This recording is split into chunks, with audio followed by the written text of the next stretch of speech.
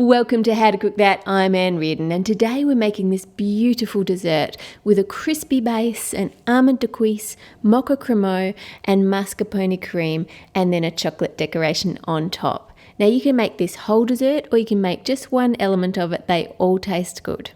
Firstly, we're going to make the almond de cuisse, and to make that you'll need egg whites, icing sugar or powdered sugar, ground almonds, blanched almonds, which are just almonds without the skin, sugar, and cream of tartar, which is called tartaric acid in some places, and it just helps stabilise the egg whites when they're whipped up. If you can't find it, you can use a tiny bit of lemon juice instead.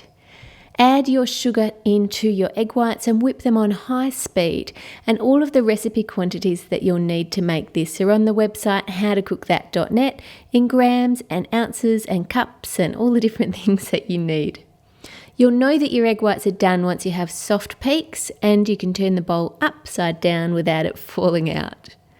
Next, you need to add your icing sugar and your ground almonds and just put them through a coarse sieve. Now, if you use one of those fine metal sieves, they're not going to go through. The almonds are too coarse for that. And even with the coarse sieve, you may need to rub it with the spoon or your fingers just to get it all through. Using a spatula, fold it, just going down to the bottom of the bowl and folding it up over the top, and keep going until you just can't see any dry ingredients anymore, and then stop. Pour that onto a baking tray and spread it out all the way to the edges.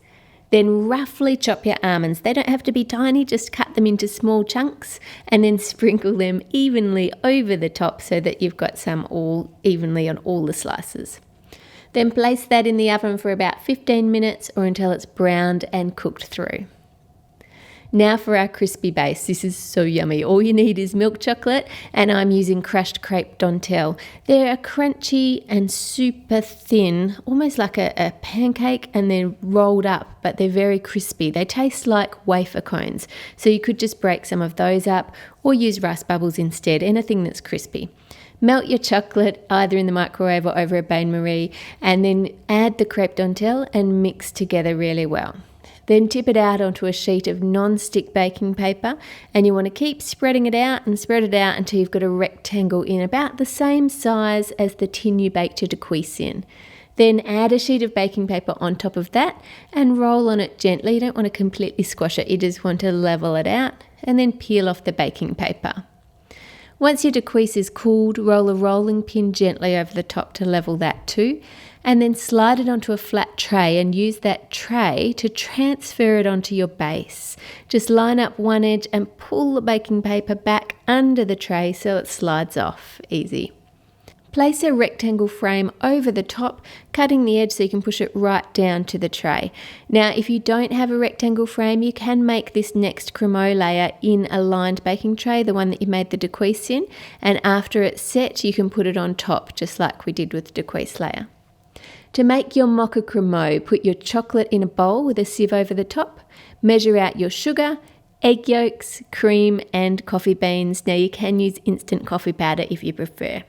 Bring the cream and those coffee beans to the boil and then remove them from the heat.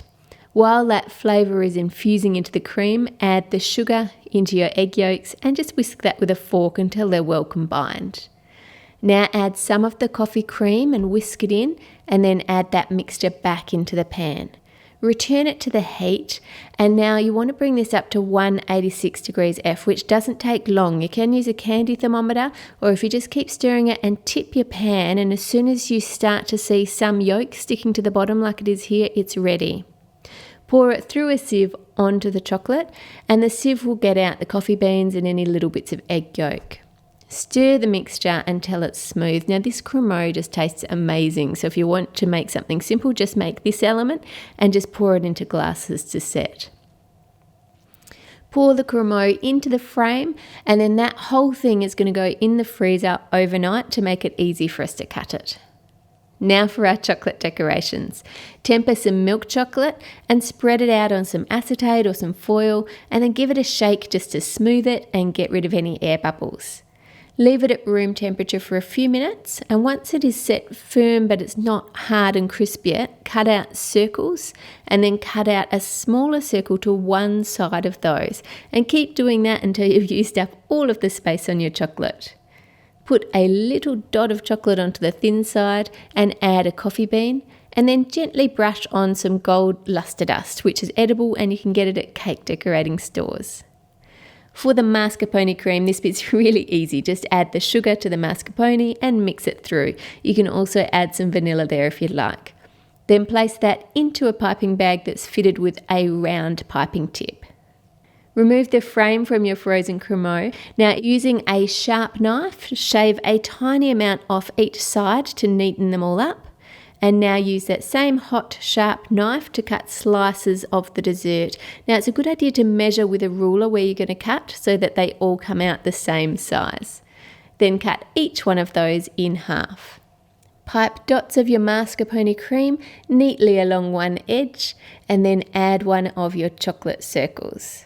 I love seeing when you guys make the desserts, so take a photo of it and upload the picture in the comments section on the website, or on Instagram in your description put at howtocookthat so that I see it.